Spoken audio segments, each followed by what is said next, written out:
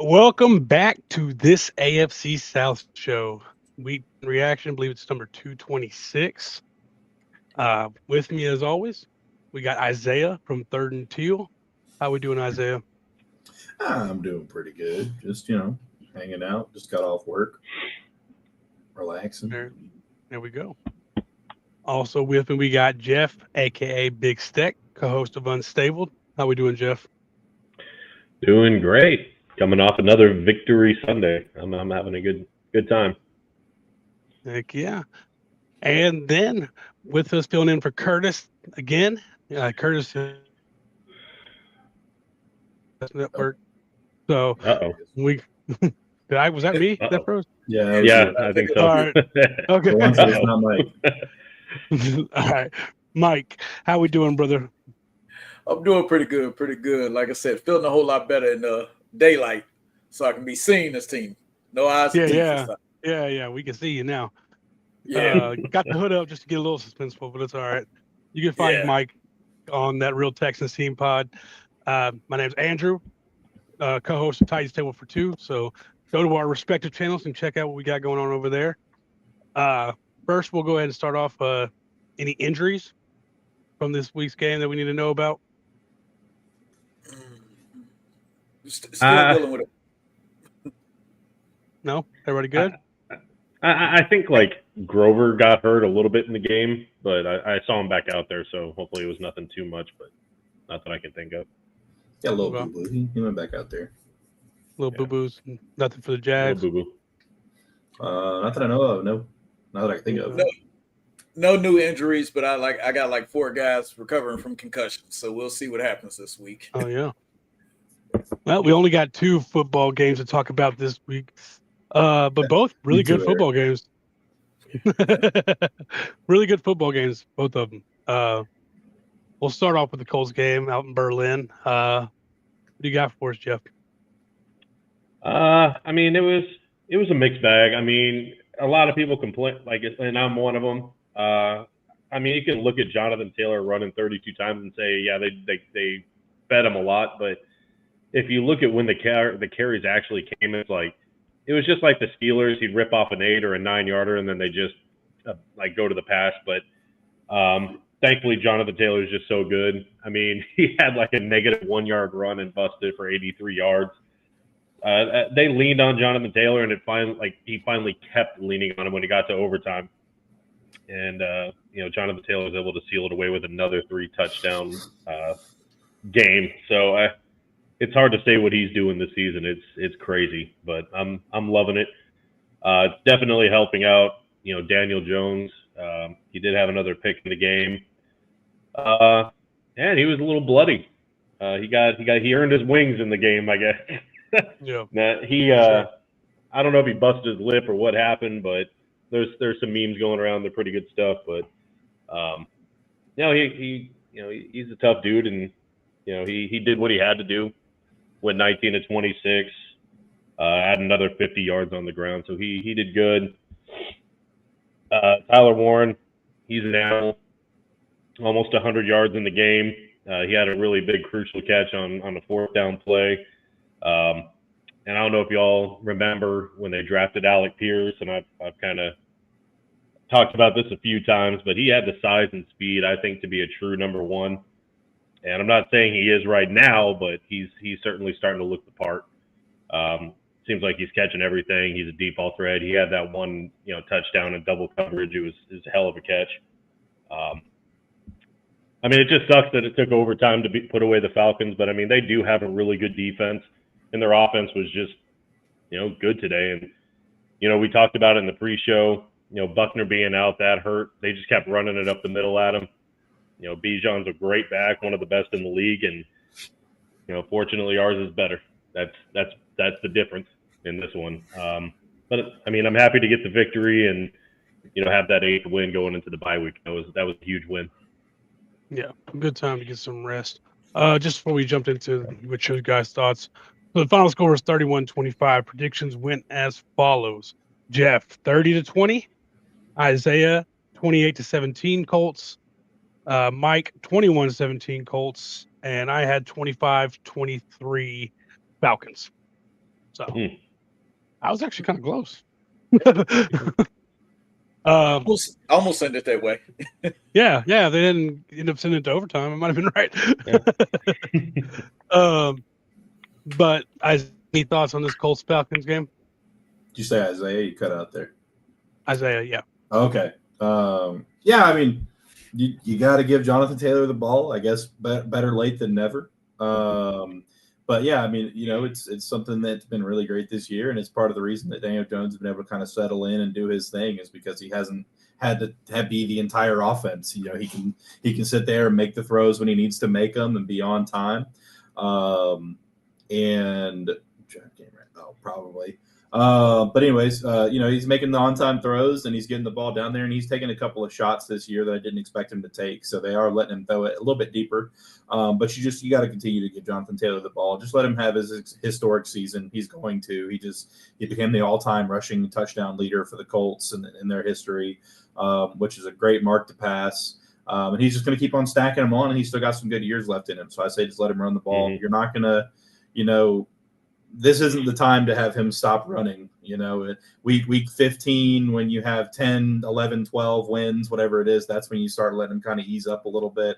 But right now is not the time, especially against a really wonky Falcons team that plays people hard for no reason when they shouldn't and then sucks when they should. And so, yeah, I mean, just overall, they did it. And to win the game, that's all it took. So we'll just look to see that going forward. But I think it was a good performance. It could have been a great performance if they just would have let him run earlier in the game. Yeah, for sure. Mike, you got anything on this game? Other than about the same thing, Jonathan Taylor's having a MVP caliber season. As looking around the rest of the league, I don't see anyone else to actually give it to. So, and it isn't just because the rest of the league isn't doing anything, but Jonathan Taylor's doing some amazing things. We haven't seen running and catching and just an overall good football game like this in years from a running back. This is very similar to that Adrian Peterson MVP year. It's one of those things where you look at Steichen and be like, hey, why aren't you just giving the ball to the guy that's the best player on your team? It's great to watch, but it's mind-numbing. I said that in that text thread. Like, they really could have just pulled a Bill Belichick in this game and not passed the ball at all. And probably have won the game. Like, it just there's no reason for he could have had 500 yards in this game if they just let him do it. Yeah, like I said, Jonathan Taylor is showing right now he's a good mix of what Bijan, Saquon, and Christian McCaffrey. Like, he is the best running back in the NFL right now. Yeah. And that fluctuates from year to year, and he just looks great. It was entertaining to watch him run. It was entertaining to watch Bijan try to do the same thing, and it just wasn't working the same. Like you said, Atlanta is just a wonky team. I said it the night before the game, like, Atlanta's going to show up and they're going to play hard, and nobody's going to understand why or how.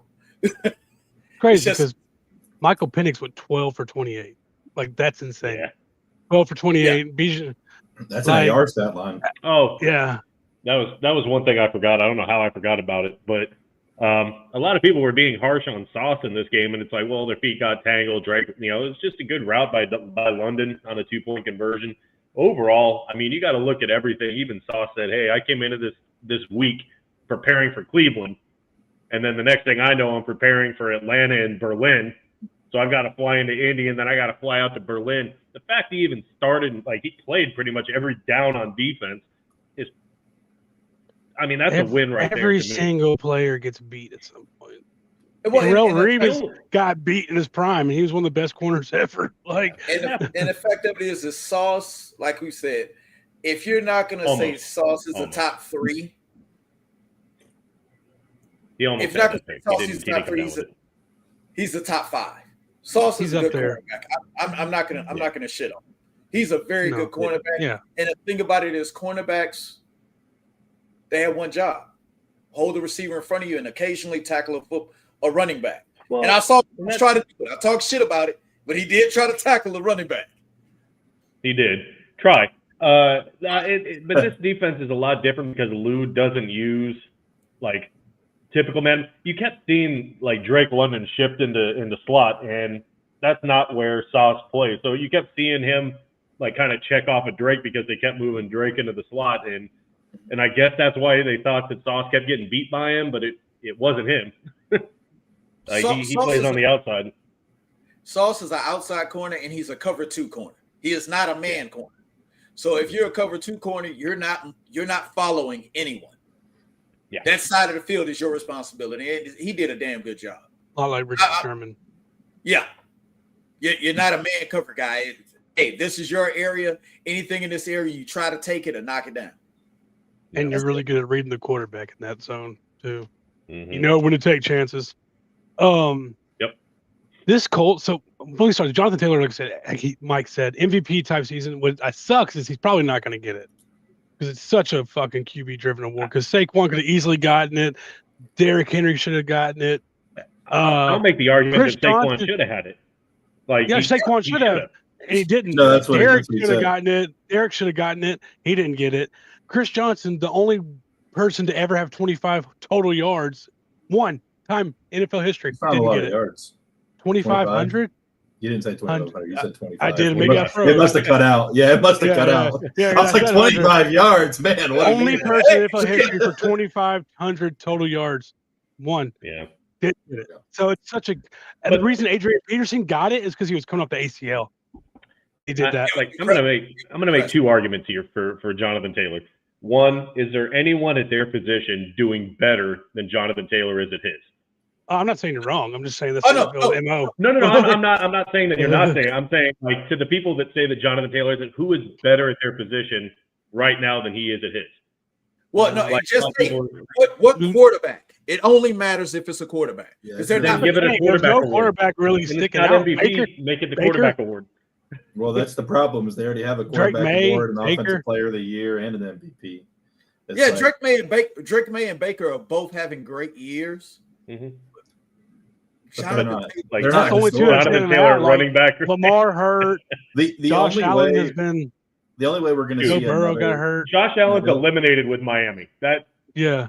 no, the Well, only way we're Lamar gonna see got another hurt. MVP Joe Burrow got hurt. So Another MVP Yeah. that's not a You know what? quarterback is if somebody breaks in like a rushing record or something like that. Like Jonathan Taylor's going to have to break the rushing record to get the MVP season. That's just and what probably in the 16 games. Like, Yeah. I think if he needs 17, it probably won't. He should. And the but thing won't. is, the guy they're probably going to give it to is that guy playing for the Rams, the quarterback for the Rams. Stafford, he is playing Yeah. great. Stafford. So is Darnold. He is He playing. is playing good football. Darnold's he is playing playing amazing great. too. Yeah, Darnold's got a chance for it too. Yeah. But I think it's going to be Bradford with 25 touchdowns already. Bradford. Ooh. Ooh, I think Stafford. Ooh, God. Sam Bradford. Woo! Hey, he did play for the Rams. I mean, you got that part right, but Hey, I've been drinking. I apologize. God dang. No, He ain't been in the league in a while. And I don't even know where he is, but he's still rich. Yeah, no doubt. True. Because he was the last one before that rookie pay scale, and he got like $40 million on his rookie deal or something insane. Yeah. Stafford, yeah, it's crazy. Yeah. It's crazy. Y'all see the stat where he just now hit 500 for his career record? That's how bad the Lions were for so long. The thing is, he was a good quarterback there. His whole life. He hasn't had a bad Oh, year. yeah. He's never had one. He had Calvin there. He had Golden Tate was there with him. Like, man. Problem is they didn't have like running back. They didn't really have much of a line. The defense outside of like Sue was terrible. Like, What? That's just say it. He played for the Lions. Sue was great, he but played for the Lions. yeah, Yeah. and there's nobody around him, and he kept getting suspended, for stepping on people.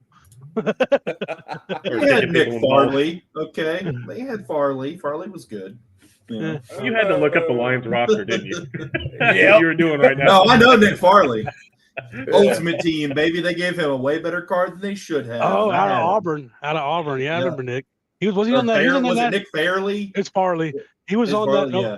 He was on that national championship team with Cam, wasn't he? Mm-hmm. Yep. Yeah.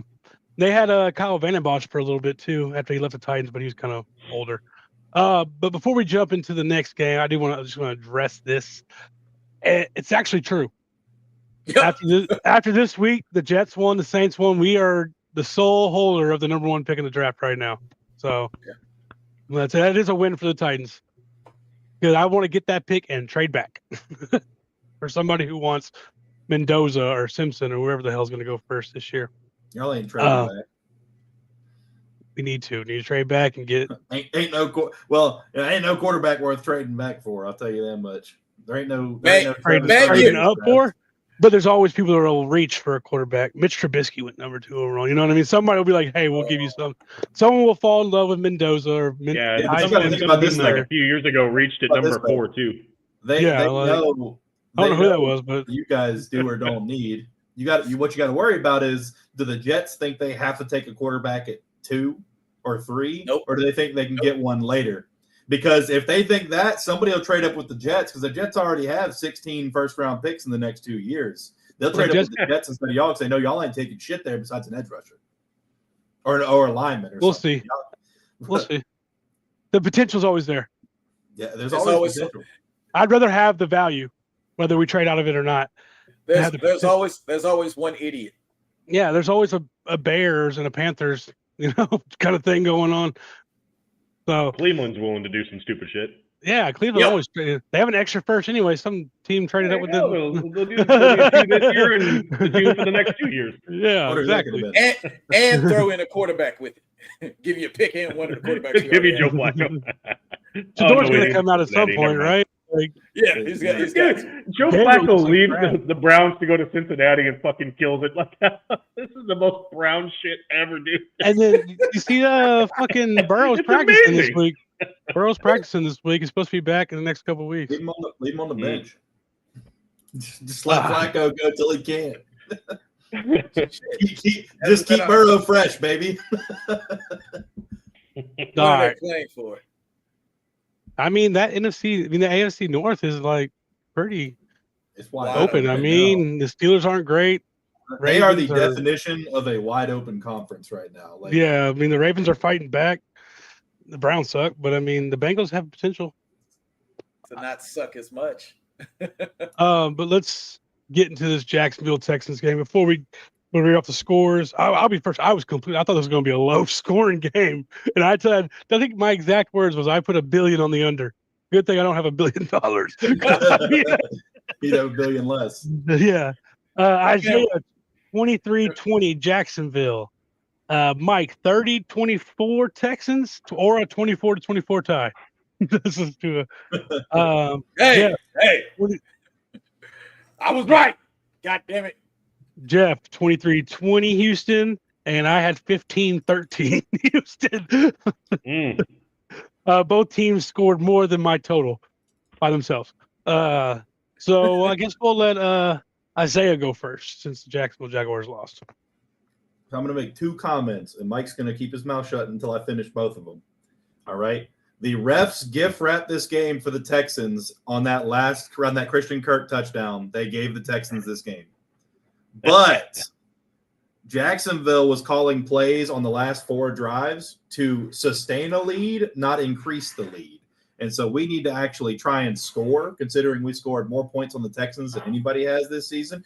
Short field aside, we have to keep on trying to score instead of just trying to maintain the lead. I think they ran it 7 out of their last 9 plays. 7 out of their last 9 plays. You got to try and go for it. Tackle isn't allowed to be 500 pounds. He's a big boy. But no, I mean, overall, Jacksonville was playing to keep the lead, not to increase it at the end of the game. And that's a mistake that we've made multiple times this year. Also, our defense in the second half, especially in the fourth quarter, just disappears. I think we've let up 30-something points in the past 2 games in the fourth quarter, while up multiple scores. The defense plays well in the beginning, and then they just somehow fall apart. We have the league's worst pass rush right now. And, I did say that if the Texans, our line can hold up and we can't get to them like we haven't been, Davis Mills is going to have time to throw the ball, and they're going to move the ball down the field. And they did in that second half very well. Overall, though, the Christian Kirk play, that was a push off, and they got lucky that they called it against Jarian for hand fighting. But at the end of the day, it is what it is. It's just, again, I don't like, I've even said this on our channel. we are a 1-win team. And when I say that, we're going to be 1 win away from making the playoffs or 1 win away from losing. And this could be that 1 win or, 1 loss, I guess I should say. But at the end of the day, the Texans wanted it more. Davis Mills threw a lot of yards. He played well. We let it up. And I did say as well, Dalton Schultz, if we can't hold on to him, he's going to be the reason we lose. And I do think he was part of it. He made some really clutch catches down the stretch.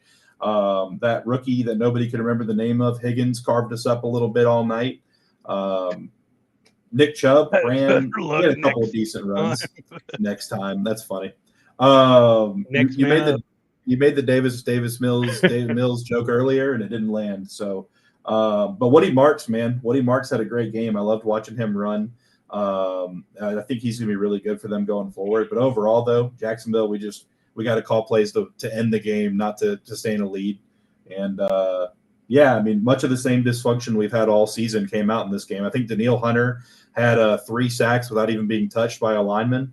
So that was pretty cool. And so overall, what I said would lose us the game, lost us the game. And at least I know football, unlike Jacksonville, apparently. And I'll continue to just be over here in my misery. We'll see. The worst part is, we're not even bad enough to get a top 10 pick, but we're not good enough to have a bottom 10 pick. Well, you don't have your we pick have no pick. It doesn't really matter how good we are. It doesn't matter, dude. Trust me, I'm aware. I am well aware. This is a good welcome to the Indianapolis experience for the last 4 fucking years. Yeah. But so I know we're on picking at 14 to 16. Bad game for the Jags. I think it was 29-10 at one point. Yeah. That's again, if it's 29-10, and I don't really think Houston made any crazy defensive adjustments in the second half. Jacksonville made negative adjustments apparently. I don't know what that was all about, but soft ass zone coverage and just stopping pushing the ball down the field. I mean, if you keep handing it off and running it up the A gap so many plays, Houston's going to figure out, hey, we just go to the A gap. Yeah, that's it. Overall, though, shitty performance by Jacksonville in the second half, and hopefully we don't do that again this week. But yeah, that's really it. Go ahead, Mike. I know you're holding it. Go ahead. I got you. Oh. Did some of it come back? What do you – Bald! Sorry. King Neptune over here. Guys, just to put it in perspective, I've said it before, the refereeing on both sides was really disgusting. I know that y'all feel that it was really one-sided. I was in the building. I was watching that shit. Those refs were trash. They were really bad. So if you want to say that they handed it to us, okay, fine. But there was some bad calls that went the other way. There was a lot of pass interferences that were being called. I was like, he didn't even fucking touch him. So it is what it is. And just to put it in perspective, 3.5 sacks is what Danielle Hunter finished with. No, I said I had 3 where he didn't get touched, is what I said. 3 untouched. The half he got touched, and that's why it was a half. But no, it was a Walker Little couldn't have let him in there faster. Bro, and I'm going to say this, and it's going to sound crazy, but the Jacksonville Jaguars are not a playoff football team. They're not. Oh, I don't think so either. They're definitely not. I'm not saying that the Texans are. The only truthful playoff team in our entire division right now is Jeff's Colts. And even at times it could be questioned with them. Blake would argue that the Titans are going to – Yeah, nah. The road to 98 starts this Sunday, baby. The Texans, the thing about it is anybody that's been in the division, like all you guys have been watching for a while, Davis Mills is not a bad quarterback. Is he a starting level quarterback? I don't know. He looked like he was this Sunday. And contrary to popular belief, I didn't know he had it in him. Davis Mills is a goddamn gunslinger. After he threw that first stupid-ass interception, I was like, oh, shit. This is what we really got going. But he kept throwing the damn ball.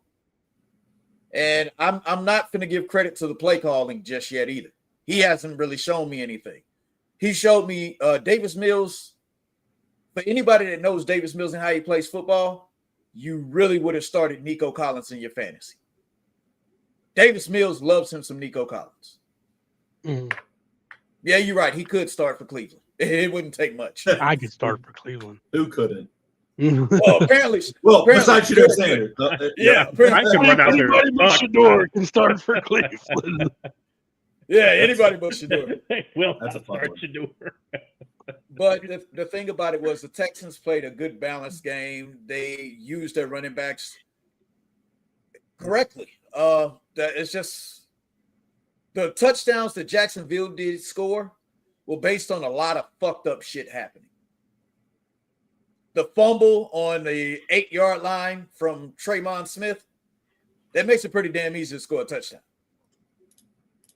And the fact I knew something was up when the fact that y'all kicked the field goal, they called a 15-yard penalty on Danico Autry to give y'all a first down, and you still ended up having to kick a field goal. That should have been a prelude of what was coming with this game. Trevor Lawrence isn't it.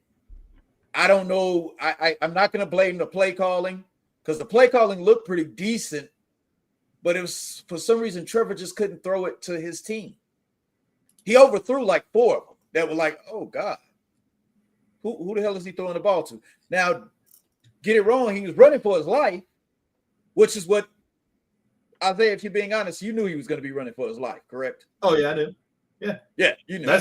I don't put this game on Trevor, but I hear you. I'm not putting it on Trevor either. This is a team loss. This is one of the whole team. Don't die. Yeah. Well, I don't think that there's many quarterbacks that can be successful behind this line right now.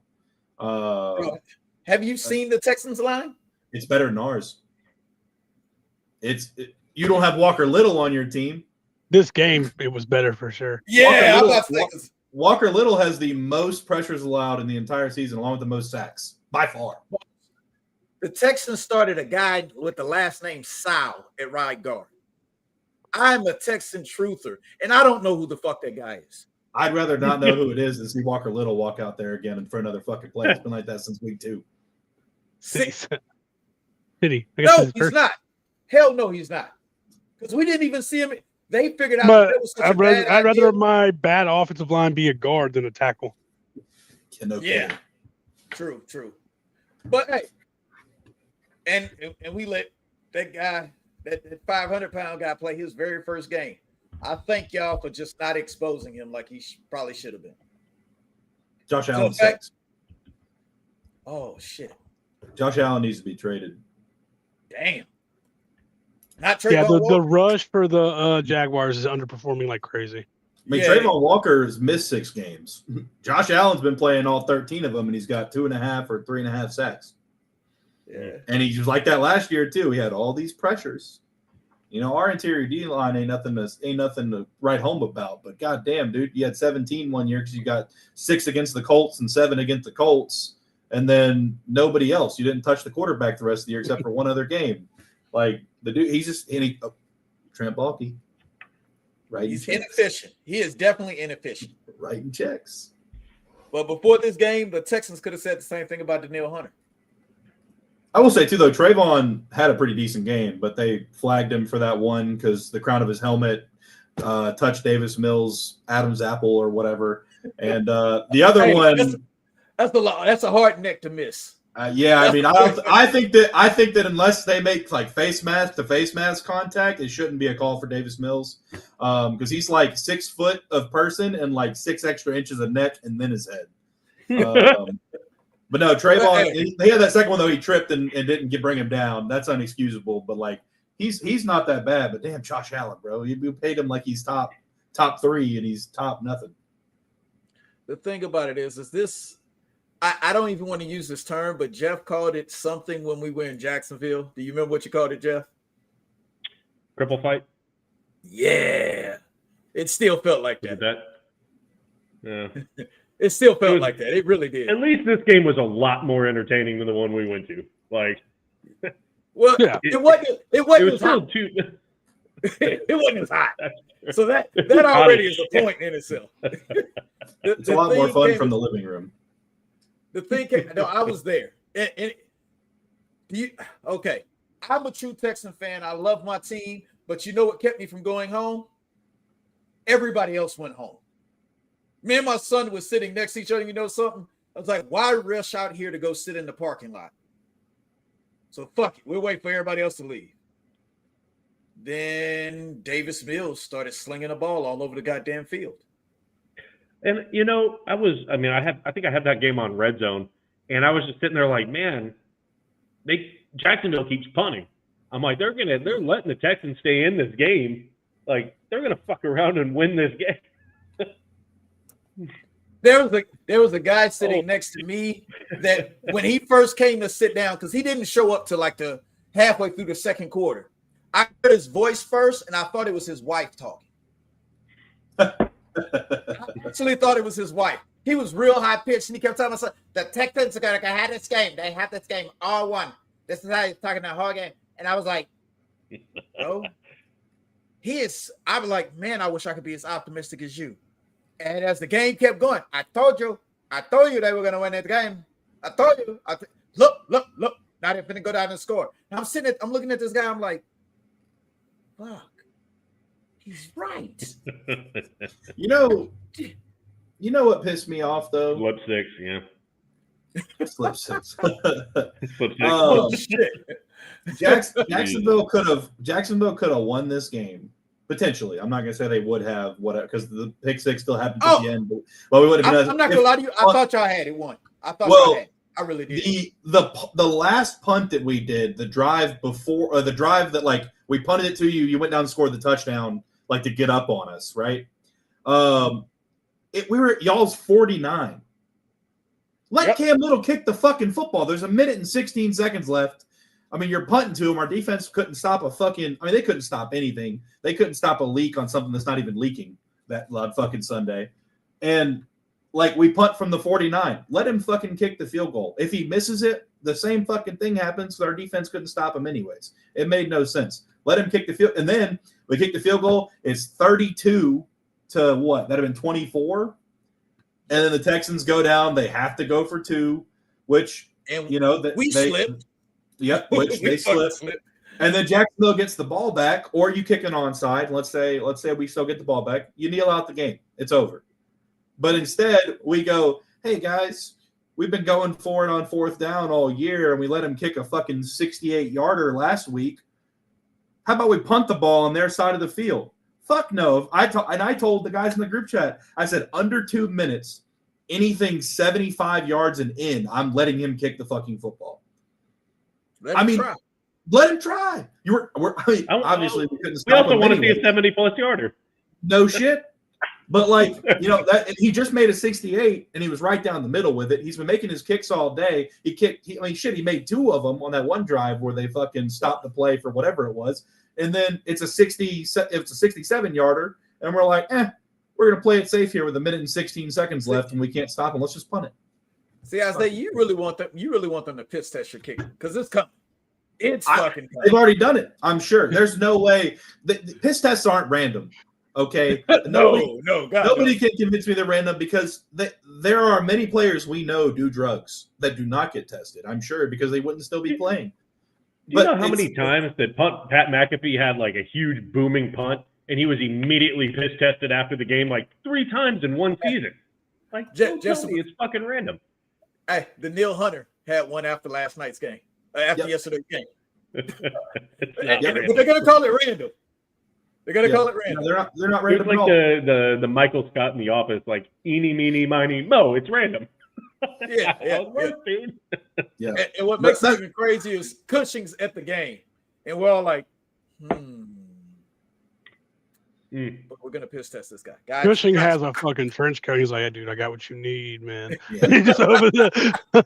Could you imagine having a kicker hitting 73 yards at a decent enough clip where you need a touchback and 1 first down to get 3 points on the board? Barely a first down, and you can kick a field goal. I mean, it's crazy to me though. Like, I just hate the inconsistent aggressiveness. Yeah. Like, you either have to be fully aggressive. And if you get up 29-10, you need to be up 52-10. I don't care. Keep fucking scoring, because, and again, we we're throwing the ball, we're moving it, we're running the ball, and then we're like, okay, hold on, guys. We've been doing all this trick play stuff, and we've been moving the ball. Now we're just going to run it up the middle every play, and then just when they think we're going to run it up the middle, we're going to, and then they're like, he just made it from 68 last week. We're going to punt this week, guys. Okay, no field goals, no kicking it. Hey, you know what makes it even crazier? We play in a dome with absolutely no wind. Yep, and they punted it. Even I was like, well, because my thing is, right, okay, let's say we miss it. Okay, sure, we miss it. We have had terrible coverage on punts all year. We've had terrible coverage on kickoffs all year. These guys are getting the ball. They're taking it back 20, 30 yards from the spot that they get it. And he's already basically back to the fucking 30, 40, 50, whatever you want to call it. We're at the 49. Okay, they're at the 49. They're going to drive the field and waste the clock, whether they get it at the 10, the 15, the 20, or the 50. Let him fucking take it if he misses it. And then hopefully they score with some time left. But, like, either way, we're in a shitty situation. You might as well try and put some fucking points on the board with a kicker who can fucking do it inside of a dome. Like, come on. It just selective aggressiveness is the worst thing that's coming. Like, analytics just same thing with fantasy football. Analytics and fantasy football have ruined the sport when it comes to just like having fucking cojones, whipping them out on the table and fucking going for it. See, this is one of those times I wish I could have been in the room with it. I was like, how did you feel when you saw Davis Mills take off for a 20-yard touchdown screen? Oh, I was not happy, but her family and my dad was here, so I kind of kept it. I was on my phone, so you had to mute it. I didn't feel great about it. Because, bro, we talked about was like at that point though, I really wasn't even that mad. Like I was still upset, but I wasn't as mad because I was like, well, we're Jacksonvilling around. I mean, shit, we did it. We did it in the game earlier in the year. It was just a lower score. We were up. Should have, and shouldn't have let the Texans back in it. And then they decided, hey, we're going to stop playing defense in the fourth quarter. Yes, aggressive typing noises, absolutely. Yeah, but right. No, I mean, at that point, I was like, well, we're just bound to lose this game because we don't trust the guys who can do it. But yeah, I wasn't happy. And just to kind of like to touch on what Isaiah was talking about, like the consistent aggressiveness that they don't have. It's like in the Colts game, like it was the opening drive for the Colts. It was 4th and short, went for it and didn't get it. And of course, all these Colts fans, these armchair GMs are like, well, why didn't they go? Why didn't they take the points? And I'm like, well, first of all, we have Badgley. And second of all, because that's what Shane Steichen's been doing all fucking year. He went for it 5 times against Pittsburgh on 4th down. He went for it on his own side of the field. Why would you change it there? So it sometimes it works, sometimes it doesn't. The Colts have been great on 4th down, but it's like I get what you're saying, Isaiah. Like why wouldn't you be aggressive here in Houston? I mean, you're trying you win this game, you're 2 games back.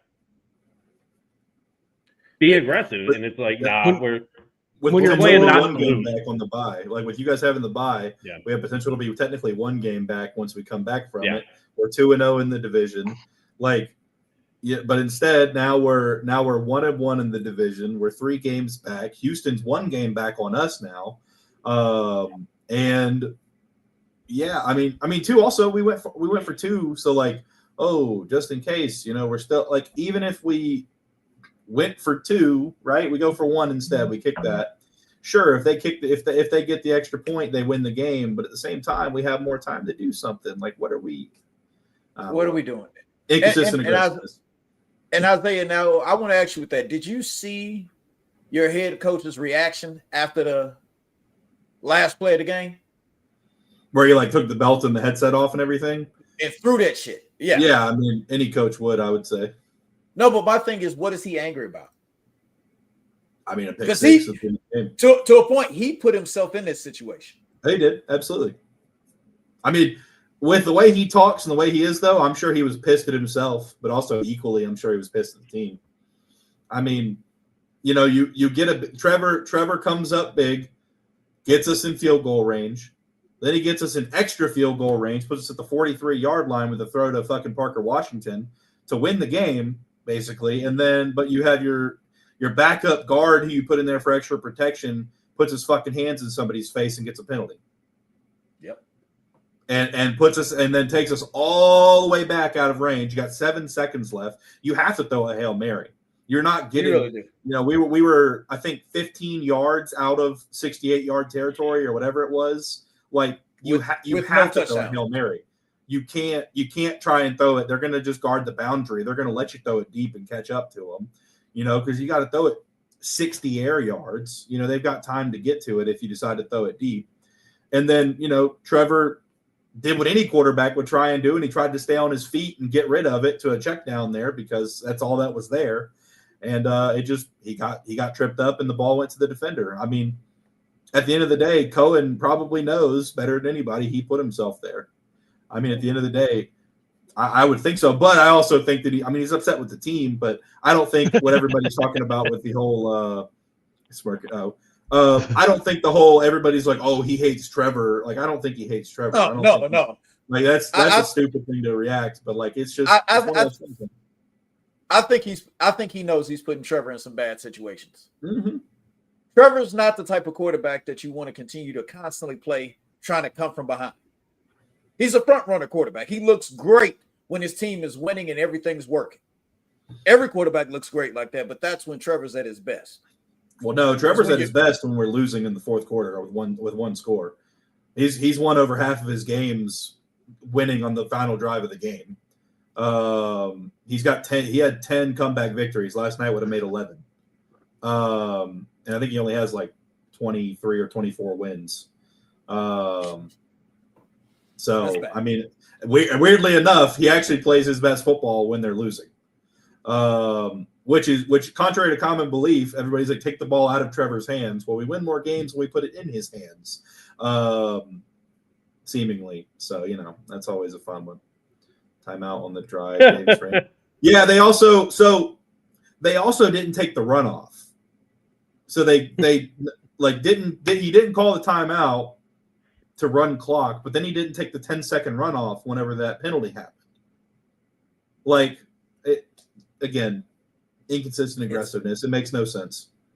And he's a first time, I think part of it too, though, is we drafted Travis Hunter, and all of a sudden everybody thinks we're this great playoff team that's going to make it, going to do great things. Whenever we got a backup center who just so happened to be better than our starter, because our other guy retired. And then we got a right guard who started one season and was okay in that season. We have the same left tackle that sucked ass bad enough to not even be able to start over Cam fucking Robinson. We got Anton Harrison, who hasn't seen a weight room since he fucking got out of the college. And we have a left guard he's okay, and he wasn't even fucking playing last night. We had the backup in there as to win a job, and he's been on the team for 6 fucking years. Like, we're not a fucking playoff team. I think people are not understanding that we have a secondary that is not a playoff secondary. And like our two safeties, when we have them, Eric Murray's on IR right now. They're not starting on 30 other teams in the NFL. There's probably one other team they may start on, one of them, not both of them. Our secondary, we had Tyson Campbell, who was fucking terrible. Greg Newsome, he's been playing better, but you can't really expect him to do much against a guy like Nico Collins. And even Higgins had a great game over there. Now, again, I think they were letting a lot of fighting go, like overall throughout the game. I think both teams did get away with stuff down the field. I'm not going to say they didn't. It's just the Kirk one hurts worse because the Kirk one was like in the moment. That's what like put the Texans back in the game right there. So that one hurts the worst. But like overall, both teams doing their thing. But no, I mean, we have a bottom 3 O-line. We have a bottom 5 secondary. We have a pass rush that's not great, and people think we're just we have the best linebacker duo in the league. We're going to go to the we have Travis Hunter now. We're not a playoff team. We were a 7-win team, 8-win team this season at most, and it's coming to reality now because people are getting hurt, which is the reason we were going to be a 7 or 8-win team. We'll probably still get there, but like people are getting hurt. We weren't a great team to begin with. We were on a Cinderella run that was never going to come true. And now we're sinking back into reality, and people don't like that. I mean, it's first time head coach, first time GM. Tony Baselli is a first time front office executive. We have an entirely new coaching staff. We have the youngest coaching staff. We have a first time offensive coordinator who's not calling plays. We have a first time defensive coordinator who is playing soft as zone coverage. And it's a brand new thing. Everybody needs to chill the fuck out. Trevor Lawrence, he's never developed. Okay, well, he's in a first year in a new system. Give him some time. but this was never a playoff team. And I think we just got so hyped up because we came out so hot, and then now we could still get hot and go. It could happen, but like we're back in reality now, where it's likely not going to happen. Football's a hard sport. Yep. My biggest takeaway. So, that pass interference was a horrible call. But in the group chat, there's a lot of talk about the penalties. All that stuff didn't matter to me until that call, until that one. That one did suck a lot. All the whole, like, I don't. If there's a hold of the play, it's not called. When it's against your team, it's always gonna be more frustrating. But there's tons of holds that don't get called like that. I try to like that's whatever. But that was a really bad call. But what really happened to me is the Jaguars' weaknesses they've had kind of all year really magnified in the second half. Guarding tight ends has been a problem for them all year, and Schultz really took off in the second half. The pass rush being non-existent, Davis Mills started to feel comfortable back there, made plays. So I think Texas finally started taking advantage of the weaknesses in the second half. I'm not really sure, but that's what I was saying. Like Dalton, so you said it too. Dalton Schultz is going to have a big game because they've had trouble guarding the tight ends all year. It was a good game. Could have gone either way. Looks like it's probably a good place to stop it. Anybody got anything to add for this week? Yeah, I just it's something I don't do very often. I just wanted to do a big shout out to the Houston Texans for winning. Did the Colts a solid. I really don't think that changed your season at all. So don't worry about it that. helps though. It gets distance. I'm just saying it helps get some distance. It makes you feel a little better now, but you're going to feel great at the end when it still happens either way. This Colts team, I just wanted to mention this because I was thinking about it earlier, reminds me of the Titans team that went to the AFC Championship.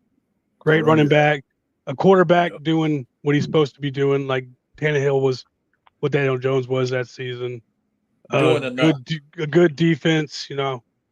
So they just kind of have, like, obviously not exactly like, but they give me a similar vibe, like lean on your running back and let your quarterback do what he needs to do.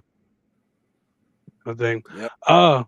But on that note, make sure you go check out Mike over at That Real Texas Team Pod with Chris and Curtis. If Curtis wants to show, who knows?